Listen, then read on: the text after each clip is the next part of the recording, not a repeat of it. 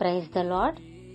రోమాపత్రిక 12వ అధ్యాయము 1వ వచనంలో ఈ రీతిగా వ్రాయబడి ఉంది.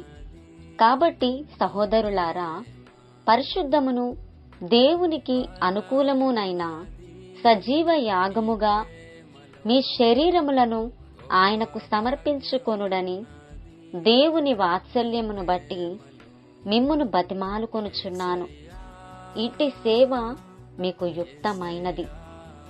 ప్రియ సహోదరుడా, సహోదరి, మన శరీరములను ఆయనకు సమర్పించుకొనమని దేవుని వాక్యం సెలవిస్తుంది.